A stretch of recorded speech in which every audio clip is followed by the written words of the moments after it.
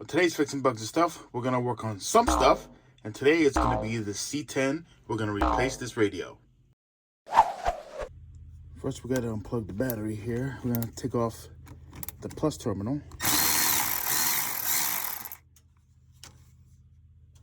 Just like that. Oh, these screws got to come out. They're all Phillips head. They're everywhere, so it's going to be boring for me to show you guys me taking these out. Okay, I took all the screws out, as you can see. Kind of hard to see with the steering wheel in the way. You don't have to take off the steering wheel, which is great. Take off these knobs, of course.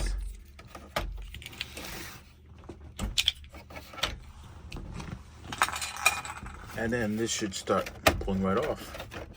So I'm gonna need two hands for this, guys. So I'm gonna put you down. Okay, took the dash off. See how it looks here. It's just sitting up here, and the cord for my tachometer is attached, so I'm not gonna take that off. This dash eventually needs to be replaced. It's old, it's cracked. So I don't know, I may do something special with it. I do have a plastic welder. I'm not sure how well this is gonna look after I'm done, but I don't know, we'll see. Anyway, here's the radio. This is the factory radio. It doesn't really work anymore. It needs to be replaced. We're gonna replace it with something a little better. I'll show you what I'll have and what I'm gonna replace it with. And let me grab it here in a second. Okay, so you're gonna have to remove your ductwork here. It's way underneath the dash here, and it's only held in by one screw. So the way this comes out is that you remove this screw sitting right there, and you just pull it down. It's kind of a little difficult to pull down, but you just pull it down and slide it to the left. It comes right out, and as you can see, this guy's already broken. I don't know how that happened, but he's already toast. So I'm gonna have to silicone this to make sure it works. But then you gotta remember, air comes through here, hits your feet, and it goes and continues on to the defroster here. So it's just possible that I've been losing a lot of air here because of this. So I may have to plastic weld this puppy. Oh, I know why it broke. It's made in Canada. All right, we gotta get this radio out. So take these nuts off here, and you should be able to push the radio out. I don't think there's a bracket on it. It should come out from the bottom, so it's kind of hard to do this with one hand. So you're gonna have to grab it from the bottom. It should come down right about here. Okay, so the radio's hanging there. What's holding it in place is basically these wires inside of here. So you're just gonna have to unplug these guys here. Okay, the radio is out. That's where it was plugged into. So we unplugged everything. Looking good. This radio is toast. So let's get the new one. So here's the aftermarket radio. Kind of tiny, right? Very much smaller than this guy. Do a comparison. Much smaller. I haven't taken it out of the package yet, but I got to figure out how it's gonna go on the dash. But if you're going back to some kind of traditional looking stock radio, which they do sell for like $300, I don't know why you guys would buy that. Okay, so I have a dash kit for this car. This is the number, and see how it comes with two different types of adapter plates, A and B. A is for if you're going to use like a traditional looking radio that's updated with Bluetooth, you would use this. If you're not going to do that, and mine doesn't have that, I'm going to end up using this guy instead, which means I'm going to have to cut into this metal dash. Now, I know you guys are going to freak out. You're ruining it. It's not going to be stock. I get it. Eventually, this whole truck is not going to be stock anyway. So what you do is you have to mount this in here. You have to scribe the whole opening, and then you just have to cut it out. So I'm not going to bore you guys with cutting this out. I know it hurts to watch me do that, but that's what I got to do. So that'll be next.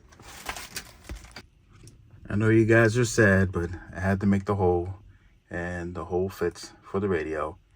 So I didn't have to make it too much bigger. So that's what it's looking at like right now. So next thing I'm gonna do, I'm gonna cut into this part of the dash, since we don't need those little circles there for the radio. So that'll be next to cut into. Okay, the hole is cut. I trimmed it a little bit, make it nice and neat. And now I let the wires hang out. And the next thing you have to do is add the bracing for the radio and hook up the harness. And the harness I have, let's see if I can find it.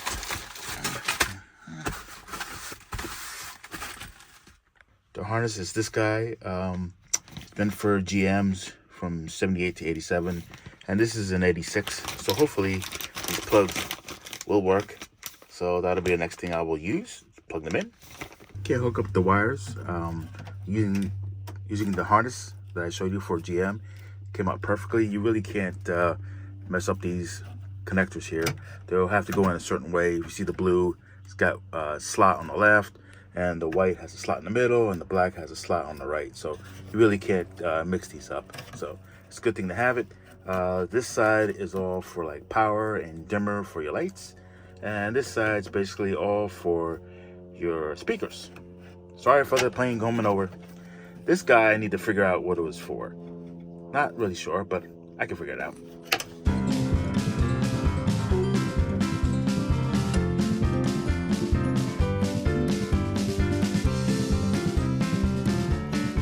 Okay, now that we have wires crimped on there, just follow the schematic that's on your radio, that comes with your directions for your radio, and the schematic, or not schematic, but a wiring diagram that came with your adapter. And some of these I don't need. They're for like GM from 73 to 87. I think some of these belong to maybe the 87. Since this is an 86, those don't apply. And also I have a backup camera for this that I installed. So we're gonna hook all this stuff up, but first we need to add this brace to hold the radio in. It's kind of hard for me to do all this with one-handed. So the next steps you're gonna see is it's gonna be already installed. Okay, the brace is in, the wires are just hanging here. So right now I'm gonna do is I'm gonna take the radio, I'm gonna connect up the wires in the back, and then I'm gonna install the radio, and that should be it, and then we'll give it a test. Well, it's installed, looks great. I tested out the sound. Of course, there's gonna be songs, so those are copyright issues I don't wanna bring on myself. But then let's test out the camera, the reverse camera. I probably have to adjust it, but let's see here. If I go in reverse, it's kind of hard to see. There's a glare, but yep, that's the reverse camera. The only thing that stinks is that if you come back here, the dash, the camera's on the bottom there. I mean, you can see it if you look at it, but then you have to look between the rear view mirror and this guy here. So that's the only thing. There's no radio like in this area. That way your eyes can dart back and forth this way. Now it's gonna have to just go a little further. But you're backing up in a big truck, so just take it slow. But anyway, put this in park. So everything works good. Everything looks good, works good. No issues. Let me know what you guys think. I chose this because this has a lot of different features on it. I think it was like $119 or something like that on Amazon. So it was easy to install. Sounds good. Other than that, I'm pretty happy with it. So please let me know what you guys think. Please like, subscribe, and comment, and I'll see you later.